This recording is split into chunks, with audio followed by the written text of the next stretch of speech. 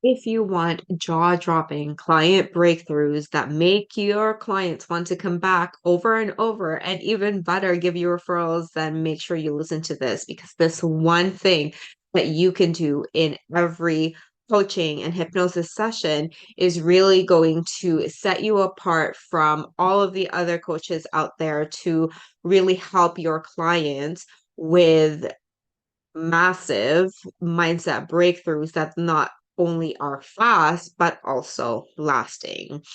And so investigating your client's problem is the biggest thing that is not much talked about in the healing or hypnosis or NLP phase, right? Because most of the techniques that we learn in this in those modalities are really just how to get people into hypnosis, or what to say. Like there's a script of whatever you have to say based on the technique, whether it be the swish technique, the dissociation technique of NLP, or in a lot of hypnosis modalities, there's just a lot of embedded suggestions in everything they say, which I get why they're there. But at the same time, it really takes apart the more important work of investigating why client actually has the problem that they come to you with.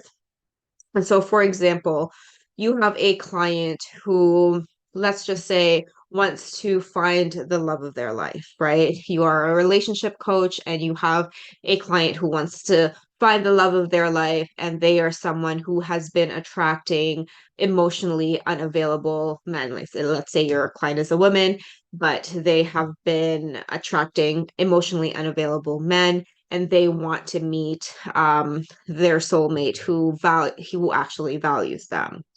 And so the symptom of attracting emotionally unavailable men, that is the symptom, right? That is what they're experiencing in real life right at this moment. They want to stop doing that and they want to attract men that actually value them. So there is a reason why that client is attracting emotionally unavailable men, right? And so instead of just saying in hypnosis that you are worthy of a man who treats you like a queen, who is going to shower you with all the gifts. Sure, that's nice to hear. That is very nice to hear. It's very nice to hear for your clients that they're going to meet the soulmate and love of their life. But truth of the matter is, those things are just suggestions, right? Affirmations, whatever you want to call it. Those are suggestions which work only at the symptom level of the problem.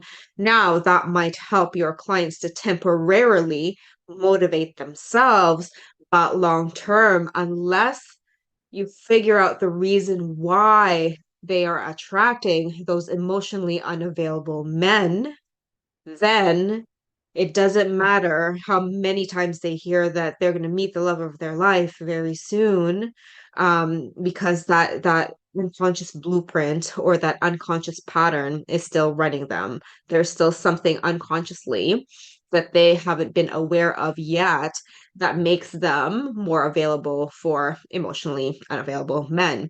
And it is up to you to help them figure out exactly what that is. And that is not going to be through telling them that they're going to meet the love of their life, right? That's just working on the symptom.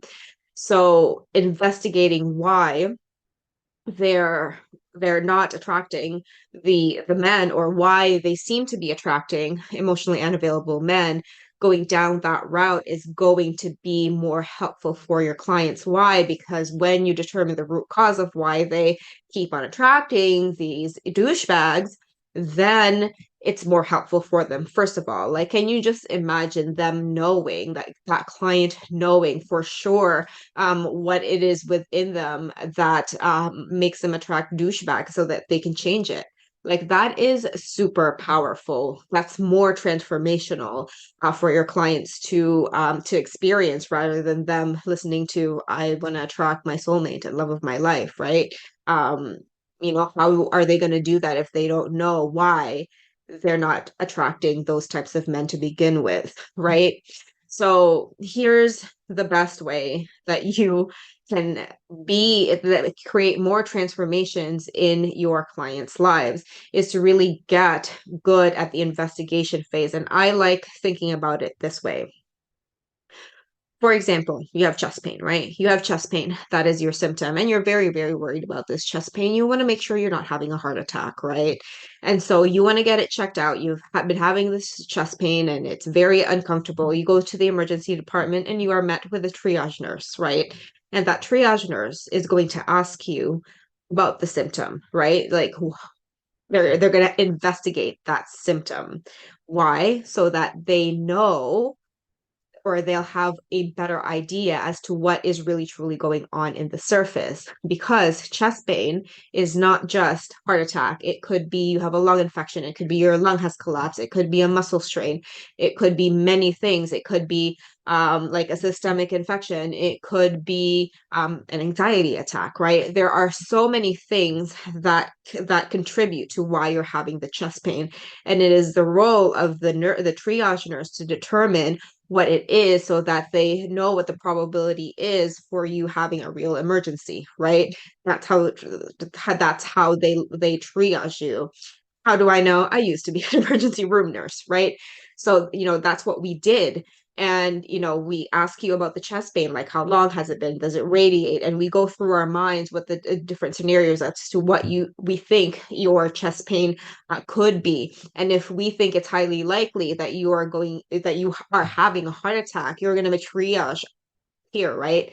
And this is what they don't do. They don't assume that you have a heart attack right away just because you have chest pain, right? There's different rules for that, and there's different, diagnostic things that we go through. And can you imagine if that nurse tells you, okay, you have chest pain?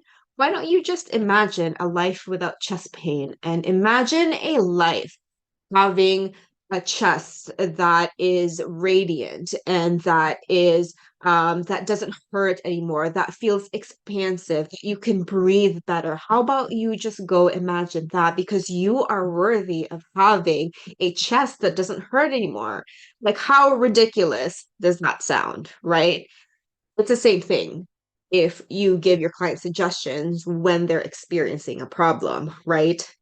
So when you are good at investigating the problem and when you get good at really determining why that client is attracting emotionally unavailable men through conversation, through asking them why is it their pattern, then together you can both formulate a solution, which really, truth of the matter is, the client gives their own solutions anyway, but it's going to be more clear for both of you to see what the patterning is, so that you, as the hypnotist, you can help them better to guide them into the best solution for them, and the client can see it themselves, which is going to be more powerful, and it's going to be a lot better than you just telling them that they're going to meet the love of their life very soon, even though unconsciously deep down they maybe and here's the thing, don't assume that they don't feel worthy of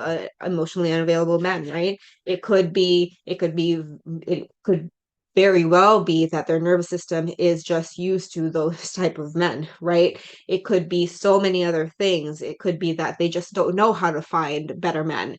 Like, maybe they just go out in like dive bars and find men there. Not saying that good men aren't available there, but like if you go to a dive bar and all of the men that you've been with in that dive bar are like not the best men, are you really going to find a better man there? Like, sometimes it's just talking to them about these things that they probably haven't perceived before. And that comes with investigating your client's problems.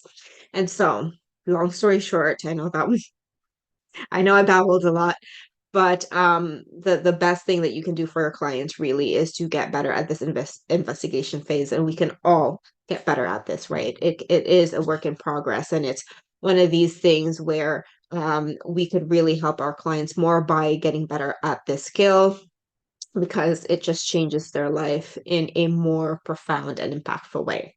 So I hope this helps. Let me know if you have any questions, and I'll hope to see you around.